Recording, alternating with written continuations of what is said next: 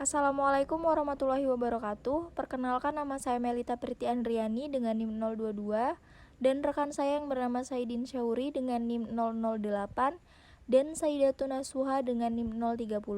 Di sini saya sebagai perwakilan dari kelompok 7 yang akan menjelaskan tentang metodologi penelitian kuantitatif. Sebelum kita mengetahui pengertian penelitian kuantitatif, saya akan menjelaskan terlebih dahulu pengertian metode, metodologi, dan metodologi penelitian. Nah, metode adalah suatu prosedur atau cara untuk mengetahui sesuatu. Sementara itu, metodologi adalah suatu pengkajian dalam mempelajari peraturan-peraturan dalam metode tertentu. Jadi, metodologi adalah kajian dan pembelajaran mendalam terhadap suatu metode tertentu. Dengan demikian, metodologi penelitian adalah sebuah materi pengetahuan untuk mendapatkan pengertian yang lebih dalam mengenai sistematisasi atau langkah-langkah penelitian. Nah, untuk pengertian penelitian kuantitatif sendiri, saya ambil pengertian menurut Punch 1998. Penelitian empiris adalah melibatkan data, dan data ada dua jenis utama, yaitu data yang berbentuk angka dan data kualitatif yang tidak berbentuk angka. Jadi, penelitian kuantitatif itu adalah penelitian empiris yang datanya berbentuk angka-angka. Seperti itu. Selanjutnya ada tujuan penelitian kuantitatif. Nah, tujuan ini untuk keperluan praktis di mana hasil penelitian dapat dimanfaatkan secara praktis dan segera bisa disebut applied research. Misalnya tentang perdagangan untuk menetapkan harga sesuatu komoditi ekspor. Nah, dari uraian itu dapat pula ditarik suatu fungsi riset, yaitu ada yang di masyarakat dan di perguruan tinggi. Di masyarakat itu ada research dalam ilmu pengetahuan dan research dalam ilmu pengetahuan sosial. Lalu selanjutnya ada peranan dan jenis penelitian. Yang pertama kita akan membahas tentang peranan penelitian. Peranan penelitian adapun kegunaannya ialah untuk menyelidiki keadaan diri dan konsekuensi terhadap sesuatu keadaan khusus. Keadaan tersebut bisa saja dikontrol melalui tes atau eksperimen atau berdasarkan observasi tanpa kontrol. Penelitian ini sangat penting, artinya dalam memberikan pondasi terhadap putusan setiap aspek pembangunan yang dilahirkan. Yang kedua ada jenis penelitian. Nah, jenis penelitian ini terbagi menjadi dua, yaitu penelitian dasar dan penelitian terapan. Penelitian dasar atau basic research ini dapat disebut sebagai penelitian murni, yakni suatu penelitian terhadap sesuatu karena ada perhatian dan keinginan terhadap hasil sesuatu aktivitas. Yang kedua, penelitian terapan atau applied research. Penelitian terapan adalah penelitian yang hati-hati, sistematik, dan terus-menerus terhadap suatu masalah yang tujuannya untuk digunakan segera demi keperluan tertentu. Hasil penelitian ini tidak perlu sebagai suatu penemuan baru, tapi merupakan aplikasi baru dari penelitian yang telah ada. Selanjutnya adalah hal-hal yang dibutuhkan peneliti. Yang pertama adalah teori. Kajian teori berkaitan dengan bidang ilmu yang dijadikan dasar perumusan masalah. Peneliti menelusuri konsep-konsep dan prinsip-prinsip ataupun teori-teori dari berbagai literasi.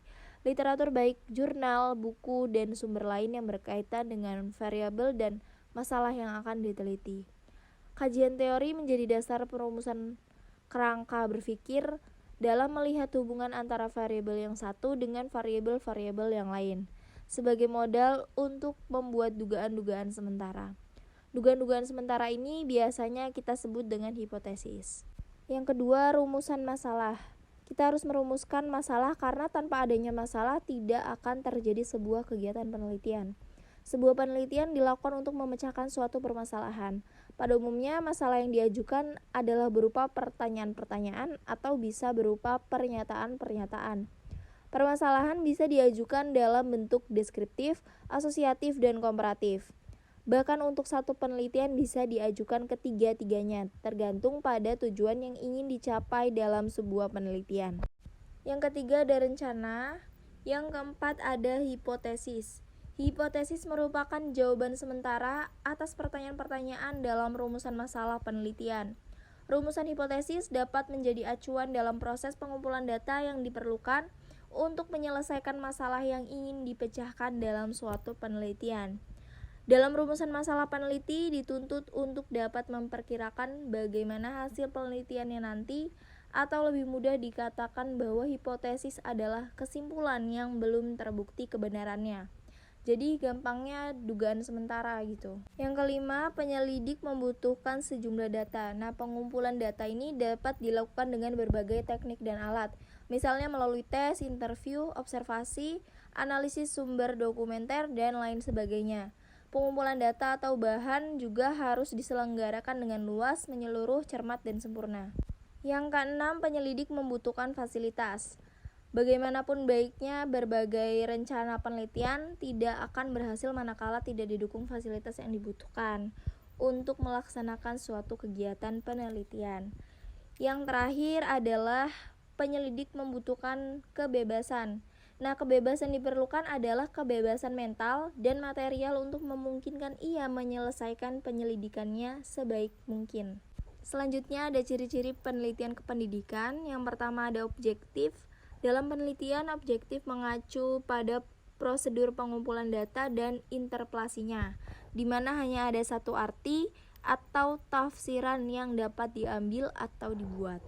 Yang kedua, tepat atau persis. Yang dimaksud di sini adalah penggunaan kata secara teknis yang memberi makna secara pasti sehingga tidak membingungkan atau memungkinkan untuk ditafsirkan secara lain oleh orang yang berbeda. Yang ketiga, verifikasi. Verifikasi berarti bahwa hasil suatu penelitian dapat dikonfirmasikan atau direvisi dengan penelitian yang lain dengan cara yang sesuai dengan tujuan penelitian yang pertama. Yang keempat, menerangkan. Pada dasarnya, penelitian merupakan usaha untuk menerangkan atau menjelaskan keterkaitan antar fenomena serta kenyataan dan meringkas penjelasan tersebut dalam pernyataan yang sederhana. Selanjutnya yang kelima ada empiris. Secara umum empiris berarti didasarkan pada pengalaman praktis atau nyata, bukan pada pemikiran semata. Yang keenam logis. Penelitian memerlukan penalaran logis, yaitu suatu proses berpikir dengan menggunakan logika, berangkat dari pernyataan umum menuju pernyataan yang khusus, disebut deduksi, atau sebaliknya dari pernyataan khusus menuju suatu generalisasi atau induksi. Yang terakhir, probabilistis. Penelitian hanya menawarkan pengetahuan yang probabilistis, bukan kepastian atau bahkan kepastian yang relatif. Baik, itu saja yang dapat saya sampaikan. Kurang lebihnya saya mohon maaf. Wassalamualaikum warahmatullahi wabarakatuh.